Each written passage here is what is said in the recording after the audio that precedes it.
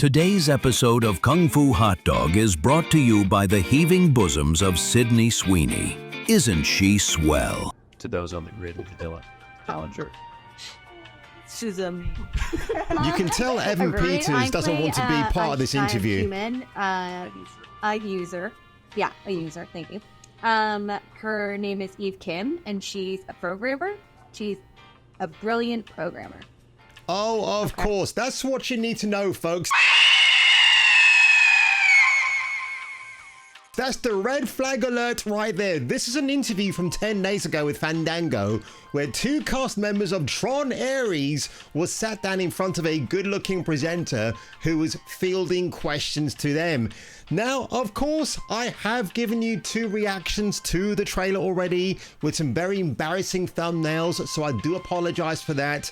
But unfortunately, my worst fears have come true. Tron Ares isn't about Ares himself, played by Jared Leto. It's about this woman here who is the most brilliant programmer ever. But while I was excited for this particular film, the third entry in a series that should never really been a franchise in the first place, but Hollywood can't help itself, I'm not going to go and watch this.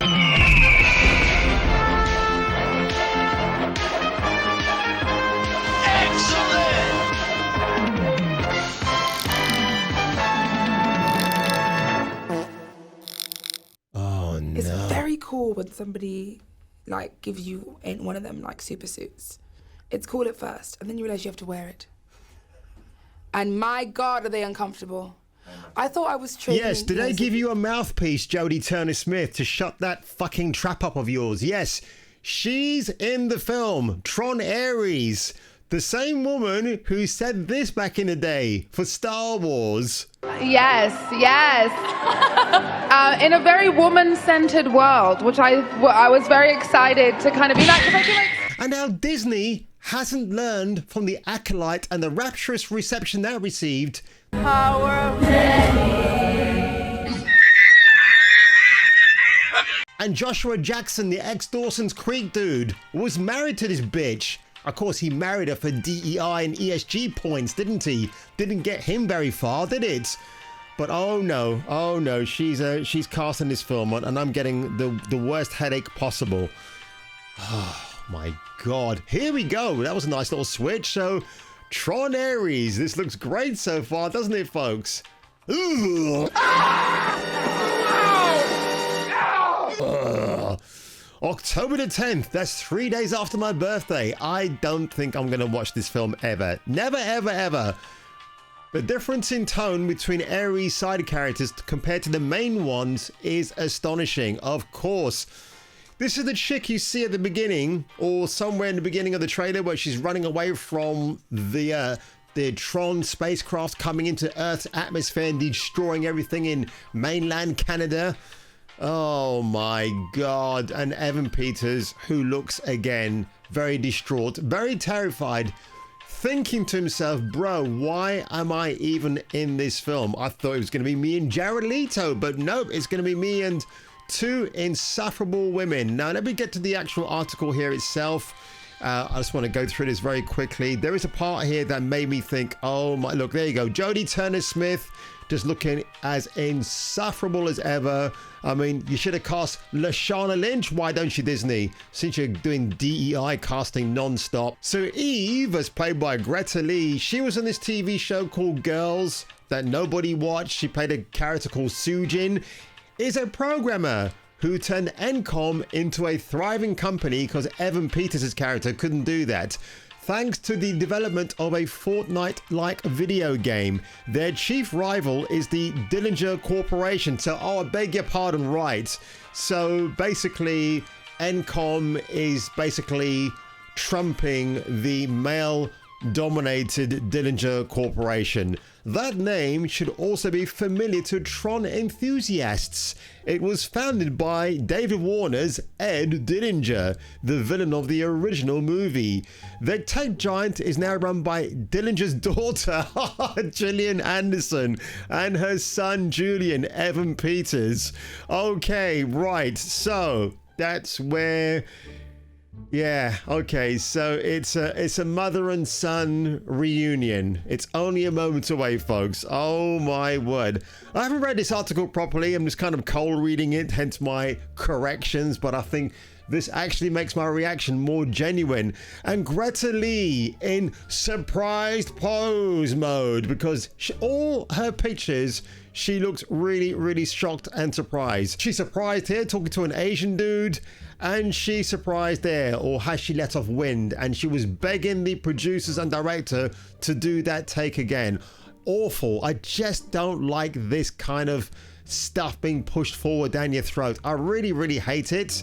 When Linda Hamilton was in Terminator 2, did she do any of these stupid poses? Of course she didn't. She was being a complete and utter badass. Now the plot of Tron Ares is no longer a mystery because Entertainment Weekly have spilled the beans. They spill the guts everywhere. So apparently there's an AI code that the Encom boss, that's Greta Lee, that is of course Encom is the company founded by Flynn, played by the great man himself, Jeff Bridges. It's a race between her and of course Julian Dillinger, played by Evan Peters, to locate this piece of code. But Ares, played by Jared Leto, suddenly grows a conscience and decides to help Eve to track down the code. If Eve gets the code, what will she do? With the help of Ares, played by Jared Leto, because let's face it, Eve can't do this on her own, otherwise it'd be full girl boss 101. What will she do with the code? She's going to completely solve the world's problems when it comes to energy and hunger. So in other words, she's a digital version of Greta Thunberg. We're bringing that idiot into a Disney family movie. And meanwhile, Julian Dillinger, played by Evan Peters, is enlisting the help of Athena, played by Jodie Turner-Smith, to stop the do-gooders from doing good. Oh dear God, this sounds like the Terminator. Dun dun dun dun dun. That's what it basically is. It's not an original. Well, they're talking about light cycles and they're recycling a plot that we've seen in the Terminator films already. Oh my, this is utterly just lost me. Disney, why do I want to go to an IMAX cinema and watch this film? Visually, I'm sure it's great. 9 Inch Nails. When was the last time they made a good record? I couldn't tell you. So maybe since the Girl with the Dragon Tattoo film with Daniel Craig. Again, a film that didn't ask to be remade for Hollywood audiences. Honestly, I couldn't stand that version. I always go with the Swedish one. But there you go, folks. Tron Ares. Were you excited to watch this film? I was, and then I saw this article by EW, Entertainment Weekly, and now I am completely with apathy on this one. And of course, the reason why it seems to be focused on more of the female leads here and Greta Lee, because the main star of the film, Jared Leto, is somewhat problematic, even though other people are bringing up the problem when Leto has kept very stone cold silent about it. If you don't know what I'm talking about, he's got a Jesus-like cult personality where lots of women disrobe themselves for him on a private island somewhere out there in the Pacific Ocean. I don't know where it is. I'm not part of that enclave. But those are just rumors, folks. Until they're proven otherwise, at least give the man a chance, I suppose. But in a day and age where everybody's gaslighting everybody, what more can you say, Your Honor? Except if you end up liking this video today, do look for the hype button, by the way. I've got to point this out on all videos across the spectrum of YouTube. There is a hype button, a hype option. I haven't seen it yet on my channel on incognito mode, but if you see that, hype the video. I'll put a post on this on my community tab later on, and it will just give you, it'll inform you a little bit more what it does. It doesn't actually do anything to the algorithm.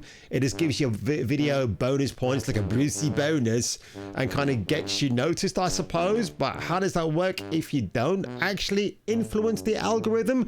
Maybe some AI programming doo-doo I'm not aware of. But anyway, folks, if you end up liking this video today, make sure you give it a like, smash that subscribe button, and I will catch you catching me ogling Hitomi's goods over there on the next video. This is what makes us all animalistic, because we gotta figure out how we're going to take care of the poop, because we all poop, and we got to take care of it. It's like, so it's that kind of funniness, because it's very embarrassing, but it happens to everybody, and how do we deal best with it?